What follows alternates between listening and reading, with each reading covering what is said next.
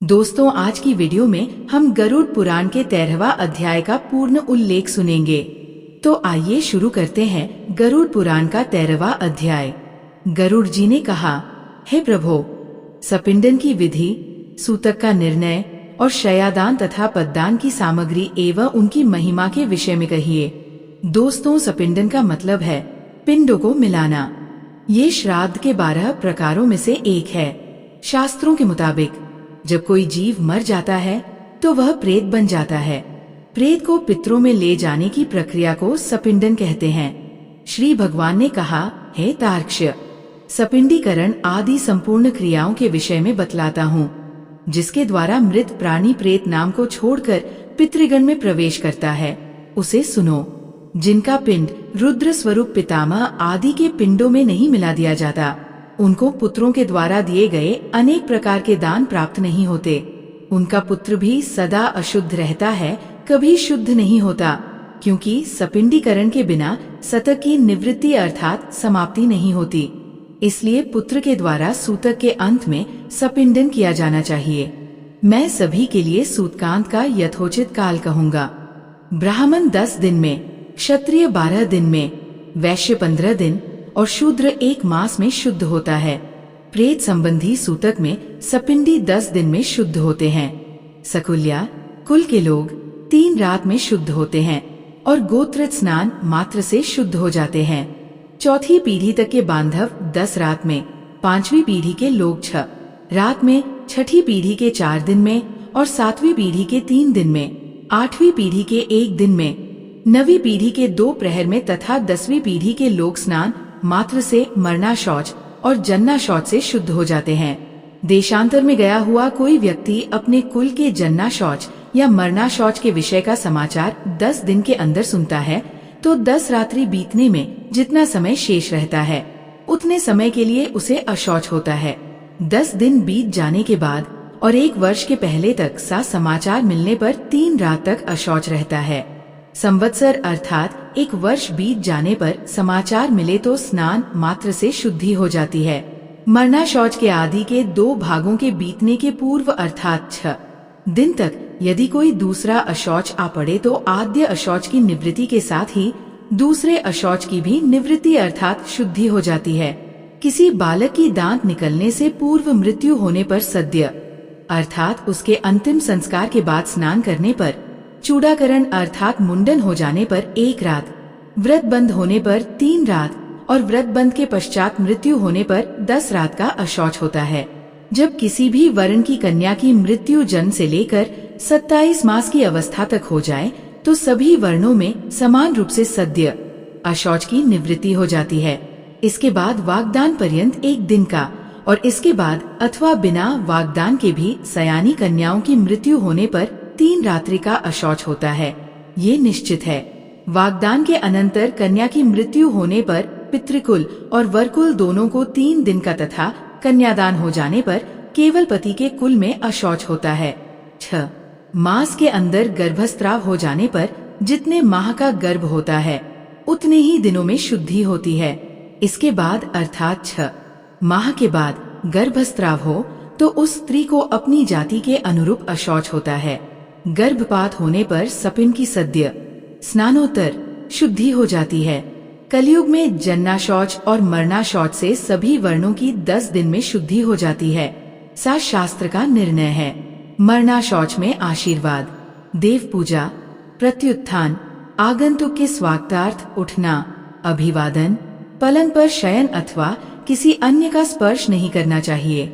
इसी प्रकार मरना शौच में संध्या, दान, जप, होम, स्वाध्याय, पितृतर्पण, ब्राह्मण भोजन तथा व्रत नहीं करना चाहिए।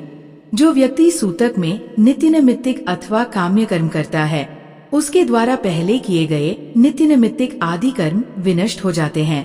व्रती, मंत्रपूत, अग्निहोत्री ब्राह्मण, ब्रह्मनिष्ठ, यति और राजा, इन्हें सूतक नहीं लगता। विवाह, उत्सव अथवा यज्ञ में मरना शौच हो जाने पर उस अशौच की प्रवृत्ति के पूर्व बनाया हुआ अन्न भोजन करने योग्य होता है।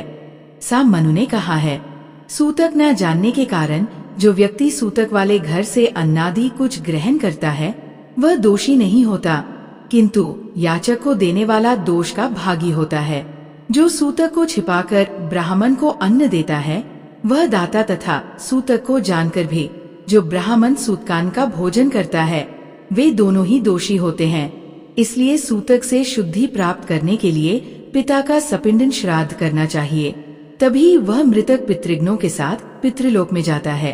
तत्वदर्शी मुनियों ने 12वें दिन 3 पक्ष में 6 मास में अथवा 1 वर्ष पूर्ण होने पर सपिंडीकरण करने के लिए कहता हूँ।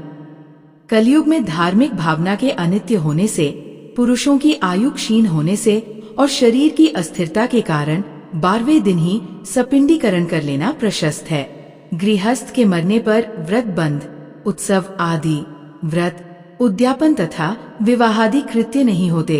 जब तक पिंड मेलन नहीं होता, अर्थात पितरों में पिंड मिला नहीं दिया जाता या सपिंडीकरण श्राद्ध नहीं हो जाता, तब तक उसके यहाँ से भिक्षु भिक्षा भी नहीं ग्रहण करता, अतिथि उसके यहाँ सत्कार नहीं ग्रहण करता और नित्य नैमित्तिक कर्मों का भी लोप रहता है।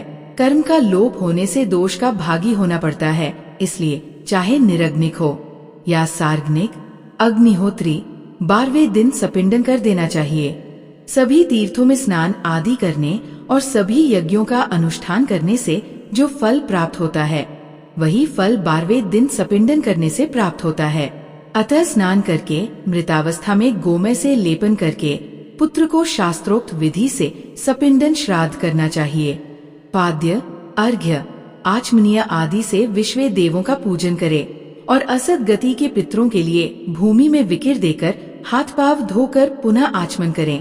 तब वसु, रुद्र और आदित्य स्वरूप पिता, पितामह तथा प्रपितामह को क्रमश 1-1 अर्थात 3 पिंड प्रदान करें और चौथा पिंड मृतक को प्रदान करें। चंदन, तुलसी पत्र, धूप दीप, सुंदर भोजन, तांबूल, सुंदर वस्त्र तथा दक्षिणा आदि से पूजन करें। तदंतर सुवर्ण की शलाका से प्रेत के पिंड को 3 भागों में विभक्त करके पितामह आदि के पिंडों में पृथक पृथक उसका मेलन करें, अर्थात एक भाग पितामह के पिंड में, दूसरा भाग प्रपितामह के पिंड में तथा तीसरा भाग वृद्ध प्रपितामह के पिंड में मिलाएं। हे तार्क्ष्य, मेरा मत है कि माता के पिंड का मेलन पितामही आदि के पिंड के साथ और पिता के पिंड का मेलन पितामह आदि के पिंड के साथ करके सपिंडीकरण श्राद्ध संपन्न करना चाहिए। जिसके पिता की मृत्यु हो गई हो और पितामह जीवित हो, उसे प्रपितामहादि पूर्व पुरुषों को 3 पिंड प्रदान करना चाहिए और पितृपिंड को 3 भागों में विभक्त करके प्रपितामह आदि उन्हीं के साथ मेलन करें।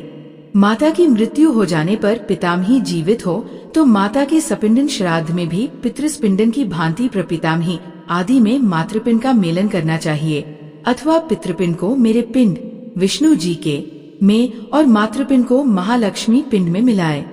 पुत्रहीन स्त्री का सपिंडनादि श्राद्ध उसके पति को करना चाहिए और उसका सपिंडीकरण उसकी सास आदि के साथ होना चाहिए। एक मतानुसार विधवा स्त्री का सपिंडीकरण पति, ससुर और वृद्ध ससुर के साथ करना चाहिए। हे तार्क्ष्य, ये मेरा मत नहीं है। विधवा स्त्री का सपिंडन पति के साथ होने योग्य है। हे काश्यप, यदि पति और पत्नी एक ही चिता पर आरूढ़ हुए हों तो तृण को बीच में रखकर शवसुरादि के पिंड के साथ स्त्री के पिंड का मेलन करना चाहिए। एक चिता पर माता पिता का दाह संस्कार किए जाने पर एक ही पुत्र पहले पिता के उद्देश्य से पिंड दान करके स्नान करे, तदंतर अपनी सती माता का पिंड दान करके पुनः स्नान करे। यदि 10 दिन के अंतर्गत किसी सती ने अग्नि प्रवेश किया है तो उसका शयादान और सपिंडन आदि कृत्य उसी दिन करना चाहिए जिस दिन पति का किया जाए। हे गरुड़, सपिंडीकरण करने के अनंतर पितरों का तर्पण करे और इस क्रिया में वेद मंत्रों से समन्वित स्वधाकार का उच्चारण करे। इसके पश्चात अतिथि को भोजन कराएं और हंतकार प्रदान करें। सा करने से पितर, मुनिगण, देवता तथा दानव तृप्त होते हैं। भिक्षा 1 ग्रास के बराबर होती है, पुष्कल 4 ग्रास के बराबर होता है और 4 पुष्कलों 16 ग्रास का एक हंतकार होता है। सपिंडीकरण में ब्राह्मणों के चरणों की पूजा चंद नक्षत्र से करनी चाहिए और पितरों की आय तृप्ति के लिए ब्राह्मण को दान देना चाहिए। वर्ष भर जीविका का निर्वाह करने योग्य घृत, अन्न, सुवर्ण, रजत, सुंदर गौ, अश्व, गज, रथ और भूमि का आचार्य को दान करना चाहिए। इसके बाद स्वस्तिवाचन पूर्वक मंत्रों से कुमकुम, अक्षत और नैवेद्यादि के द्वारा ग्रहों, देवी और विनायक की पूजा करनी चाहिए। इसके बाद आचार्य मंत्रोच्चारण करते हुए यजमान का अभिषेक करे और हाथ में रक्षासूत्र बांधकर मंत्र से पवित्र अक्षत प्रदान करें। तदंतर विविध प्रकार के सुस्वादु मिष्टान्नों से ब्राह्मणों को भोजन कराएं और फिर दक्षिणा सहित अन्न एवं जलयुक्त 12 घट प्रदान करें। तदंतर ब्राह्मणी को वर्ण क्रम से अपनी शुद्धि हेतु क्रमश जल, शस्त्र, कोड़े पर डंडे का स्पर्श करना चाहिए, अर्थात ब्राह्मण जल का, क्षत्रिय शस्त्र का, वैश्य कोड़े का तथा शूद्र डंडे का स्पर्श करे। सा करने से वे शुद्ध हो जाते हैं। इस प्रकार सपिंडन श्राद्ध करके क्रिया करते समय पहने गए वस्त्रों का त्याग कर दें। इसके बाद श्वेत वर्ण के वस्त्र को धारण करके शयादान करें। इंद्र सहित सभी देवता शयादान की प्रशंसा करते हैं। अतः मृतक के उद्देश्य से उसकी मृत्यु के बाद अथवा जीवन काल में भी शया प्रदान करनी चाहिए। शया सुदृढ़ काष्ठ की सुंदर एवं विचित्र चित्रों से चित्रित, दृढ़ रेशमी सूत्रों से बनी हुई तथा स्वर्णपत्रों से अलंकृत हो। श्वेत रुई के गद्दे, सुंदर तकिए तथा चादर से युक्त हो तथा पुष्प, गंध आदि द्रव्यों से सुवासित हो। वह सुंदर बंधनों से भली भांति बंधी हुई हो और पर्याप्त विशाल हो तथा सुख प्रदान करने वाली हो। सी शया को बनाकर आस्तरण युक्त, कुश या दरी चादर युक्त भूमि पर रखें। उस शया के चारों ओर छाता, चांदी का दीपालय, चवर, आसन और पात्र, झारी या कलश, गड़ुआ, दर्पण, 5 रंगों वाला चंदवा तथा शयन उपयोगी और सभी सामग्रियों को यथास्थान स्थापित करें। उस शैया के ऊपर सभी प्रकार के आभूषण, आयुध तथा वस्त्र से युक्त स्वर्ण की श्री लक्ष्मी नारायण की मूर्ति स्थापित करें। सौभाग्यवती स्त्री के लिए दी जाने वाली शया के साथ पूर्वोक्त वस्तुओं के अतिरिक्त कज्जल, महावर, कुमकुम, स्त्रियोचित वस्त्र, आभूषण तथा सौभाग्य द्रव्य आदि सब कुछ प्रदान करें। तदंतर सपत्नीक ब्राह्मण को गंध पुष्पादि से अलंकृत करके ब्राह्मणी को कर्णाभरण, अंगूठी और सोने के कंठ सूत्र से विभूषित करें। उसके बाद ब्राह्मण को साफा, दुपट्टा और कुर्ता पहनाकर श्री लक्ष्मी नारायण मूर्ति के आगे सुख शैया पर बिठाए। कुमकुम और पुष्पमाला आदि से श्री लक्ष्मी नारायण की भली भांति पूजा करें। तदंतर लोकपाल, नवग्रह, देवी और विनायक की पूजा करें। उत्तराभिमुख होकर अंजलि में पुष्प लेकर ब्राह्मण के सामने स्थित होकर इस मंत्र का उच्चारण करें। हे कृष्ण, जैसे क्षीर सागर में आपकी शया है, वैसे ही जन्म जन्मांतर में भी मेरी शया सूनी न हो। इस प्रकार प्रार्थना करके विप्र और श्री लक्ष्मी नारायण को पुष्पांजलि चढ़ाकर संकल्प पूर्वक उपस्कर सभी सामग्रियों के साथ व्रतोपदेशक ब्रह्मवादी गुरु को शया का दान दे और कहे, हे ब्राह्मण, इस शया को ग्रहण करो। ब्राह्मण को कोदात कस्मा अदात कामोदात कामायादात, कामोदाता काम, प्रतिग्रहिता कामातत्ते, ये मंत्र कहते हुए ग्रहण करें। इसके बाद शया पर स्थित ब्राह्मण को लक्ष्मी और नारायण की प्रतिमा को हिलाए। तदंतर प्रदक्षिणा और प्रणाम करके उन्हें विसर्जित करें। यदि पर्याप्त धन संपत्ति हो तो शया में सुखपूर्वक शयन करने के लिए सभी प्रकार के उपकरणों से युक्त अत्यंत सुंदर गृहदान भी करें। जो जीवितावस्था में अपने हाथ से शयादान करता है वह जीते हुए ही पर्वकाल में वृषोत्सर्ग भी करे। एक शया एक ही ब्राह्मण को देनी चाहिए। बहुत ब्राह्मणों को एक शया कदापि नहीं देनी चाहिए। यदि वो शया विभक्त अथवा विक्रय करने के लिए दी जाती है तो वह दाता के अध पतन का कारण बनती है। सत्पात्र को शयादान करने से वांछित फल की प्राप्ति होती है और पिता तथा दान देने वाला पुत्र दोनों इस लोक और परलोक में मुदित होते हैं। शयादान के प्रताप से दाता दिव्य इंद्रलोक में अथवा सूर्यपुत्र यम के कोल में पहुंचता है, इसमें संशय नहीं है। श्रेष्ठ विमान पर आरूढ़ होकर अप्सरागणों से सेवित दाता प्रलय पर्यंत आतंक रहित होकर स्वर्ग में स्थित रहता है। सभी तीर्थों में तथा सभी पर्व दिनों में जो भी पुण्य कार्य किए जाते हैं उन सभी से अधिक पुण्य शयादान के द्वारा प्राप्त होता है। इस प्रकार पुत्र को शयादान करके पददान देना चाहिए। पददान के विषय में मैं तुम्हें यथावत बतलाता हूँ, सुनो। छाता, जूते, वस्त्र, अंगूठी, कमंडलू, आसन तथा पंचपात्र, ये 7 वस्तुएं पद कही गई है। दंड, ताम्रपत्र, आमान्य, कच्चा अन्न, भोजन, अर्घ्य पात्र और यज्ञोपवीत को मिलाकर पद की संपूर्णता होती है। इस प्रकार शक्ति के अनुसार 13 पददानों की व्यवस्था करके 12वें दिन 13 ब्राह्मणों को पददान करना चाहिए। इस पददान से धार्मिक पुरुष सद्गति को प्राप्त होते हैं। यम मार्ग में गए हुए जीवों के लिए पददान सुख प्रदान करने वाला होता है। वहाँ यम मार्ग में अत्यंत प्रचंड आतप होता है जिससे अमनुष्य जलता है। छाता दान करने से उसके सिर पर सुंदर छाया हो जाती है। जो जूता दान करते हैं वे अत्यंत कंटकाकीर्ण यमलोक के मार्ग में अश्व पर चढ़कर जाते हैं। हे खेचर, वहाँ यम मार्ग में शीत, गर्मी और वायु से अत्यंत घोर कष्ट मिलता है। वस्त्रदान के प्रभाव से जीव सुख पूर्वक उस मार्ग को तय कर लेता है। यम के मार्ग में महाभयंकर और विकराल तथा काले और पीले वर्ण के यमदूत मुद्रिका प्रदान करने से जीव को पीड़ा नहीं देते हैं। कमंडलू का दान करने से अत्यंत धूप से परिपूर्ण, वायुरहित और जल विहीन यम मार्ग में जाने वाला वह प्यासा जीव प्यास लगने पर जल पीता है। मृत व्यक्ति के उद्देश्य से जो ताम्र का जल पात्र देता है उसे 1000 प्रपादान का फल अवश्य ही प्राप्त होता है। ब्राह्मण को सम्यक रूप से आसन और भोजन देने पर यम मार्ग में चलता हुआ जीव धीरे धीरे सुख पूर्वक पाथे भोज्य पदार्थों का उपभोग करता है। इस प्रकार सपिंडन के दिन विधान पूर्वक दान दे करके बहुत से ब्राह्मणों को तथा चांडाल आदि को भी भोजन देना चाहिए।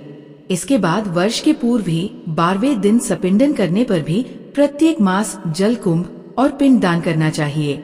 हे खग, प्रेत कार्य को छोड़कर अन्य किसी कर्म का पुण्य अनुष्ठान नहीं किया जाता, किंतु प्रेत की अक्षय तृप्ति के लिए पुनः पिंड दान आदि करना चाहिए।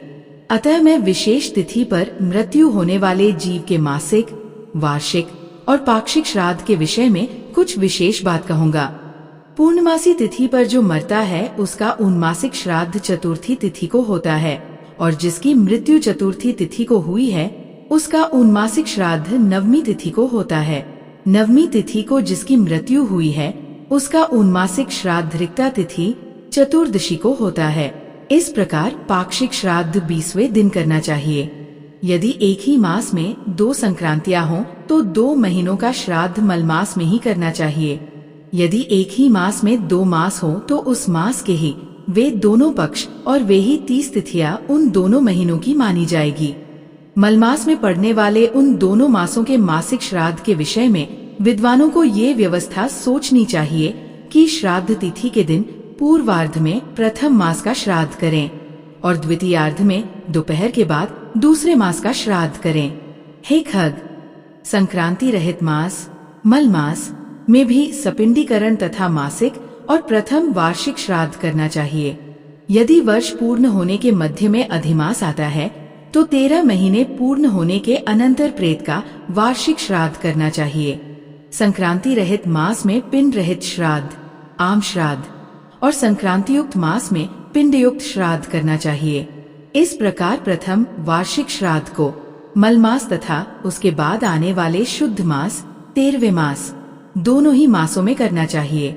इस प्रकार वर्ष पूर्ण होने पर वार्षिक श्राद्ध करना चाहिए और वार्षिक श्राद्ध की तिथि को विशेष रूप से ब्राह्मणों को भोजन कराना चाहिए। एक वर्ष पूर्ण हो जाने पर श्राद्ध में हमेशा 3 पिंड दान करना चाहिए। एक उद्दिष्ट श्राद्ध नहीं करना चाहिए। सा करने वाला पितृघातक होता है। तीर्थ श्राद्ध, गया श्राद्ध तथा गजत छाया योग में युगादि तिथियों तथा ग्रहण में किया जाने वाला पितृश्राद्ध वर्ष के अंदर नहीं करना चाहिए। हे खगेश्वर, पितृभक्ति से प्रेरित हो करके पुत्र को 1 वर्ष के अनंतर ही गया श्राद्ध करना चाहिए। गया श्राद्ध करने से पितर भवसागर से मुक्त हो जाते हैं और भगवान गदाधर की कृपा से वे परम गति को प्राप्त होते हैं। गया के विष्णुपद तीर्थ में तुलसी की मंजरी से भगवान विष्णु की पादुका का पूजन करना चाहिए और उसके आलवाल आदि तीर्थों में यथाक्रम पिंडदान करना चाहिए। जो व्यक्ति गयाशिर में शमी के पत्ते के समान प्रमाण वाले पिंड को देता है, वह 7 गोत्रों के अपने 101 पुरुषों का उद्धार करता है। कुल को आनंदित करने वाला जो पुत्र गया में जाकर श्राद्ध करता है, पितरों को तुष्टि देने के कारण उसका जन्म सफल हो जाता है। हे खगेश्वर, ये सुना जाता है कि देवपितरों ने मनु के पुत्र इक्ष्वाकु को कलापवन में ये गाथा सुनाई थी। क्या हमारे कुल में से कोई सन्मार्गगामी पुत्र होगे जो गया में जाकर आदर पूर्वक हम लोगों को पिंड प्रदान करेंगे? हे तार्क्ष, इस प्रकार जो पुत्र पितरों की आमुष्मिक परलोक संबंधी क्रिया करता है, वह सुखी होकर कौशिक के पुत्रों, कौशिक के 7 पुत्रों की कथा मत्स्य पुराण, हरिवंश पुराण तथा पद्म पुराण आदि में विस्तार से दी गई है कि भांति मुक्त हो जाता है। हे तार्क्ष, भरद्वाज के 7 पुत्र पितृश्राद्ध के हेतु गोवध करके भी 7 जम पंपराओं को भोग करके पितरों के प्रसाद से मुक्त हो गए। कौशिक के वे 7 पुत्र प्रथम जन्म में दशार्ण देश में 7 व्याधों के रूप में उत्पन्न हुए थे। इसके बाद अगले जन्म में वे कालंजर पर्वत पर मृग के रूप में उत्पन्न हुए। फिर शरद्वीप में चक्रवात के रूप में उनकी उत्पत्ति हुई। अगले जन्म में मानसरोवर में हंस के रूप में उत्पन्न हुए। वे ही कुरुक्षेत्र में वैदपारगामी ब्राह्मण के रूप में उत्पन्न हुए और पितरों के प्रति भक्तिभाव रखने के कारण वे ब्राह्मण पुत्र मुक्त हो गए। इसलिए पूरे प्रयत्न से मनुष्य को पितृभक्त होना चाहिए। पितृभक्ति के कारण मनुष्य इस लोक तथा परलोक में भी सुखी होता है। हे तार्क्ष, ये सब और्ध्वदैहिक क्रिया हमने तुमसे कही। यह कृत्य पुत्र की कामना को पूर्ण करने वाला, पुण्यप्रद तथा पिता को मुक्ति प्रदान करने वाला है। जो कोई निर्धन मनुष्य भी इस कथा को सुनता है, वह भी पाप से मुक्त होकर पितरों के निमित्त दिए जाने वाले दान का फल प्राप्त करता है। जो मनुष्य मेरे द्वारा कहे गए श्राद्धों एवं दानों को विधि पूर्वक करता है और गरुड़ पुराण की कथा को सुनता है, उसके फल को सुनो। पिता उसको सत्पुत्र प्रदान करता है, पितामह उसे गोधन देते हैं, उसके प्रपितामह उसे बहुविध धन संपत्ति प्रदान करते हैं और वृद्ध प्रपितामह तृप्त होकर विपुल अन्न आदि प्रदान करते हैं। इस प्रकार श्राद्ध से तृप्त होकर सभी पितर पुत्र को वांछित फल देते हैं और धर्म मार्ग से धर्मराज के प्रासाद में जाकर वे धर्मराज की सभा में आदर पूर्वक विराजमान रहते हैं। सूत जी ने कहा, इस प्रकार श्री विष्णु जी से और्ध्वदैहिक श्राद्ध दानादि विषयक महात्म्य सुनकर गरुड़ जी को अपार हर्ष हुआ। इस प्रकार गरुड़ पुराण के अंतर्गत सारोद्धार में सपिंडना दिसर निरूपण नामक 13वां अध्याय पूरा हुआ। उम्मीद है आपको ये जानकारी अच्छी लगी होगी। दोस्तों, वीडियो को लाइक अवश्य करें और कमेंट में जय श्री कृष्ण अवश्य लिखें। साथ ही चैनल को सब्सक्राइब करें। आप सभी का धन्यवाद।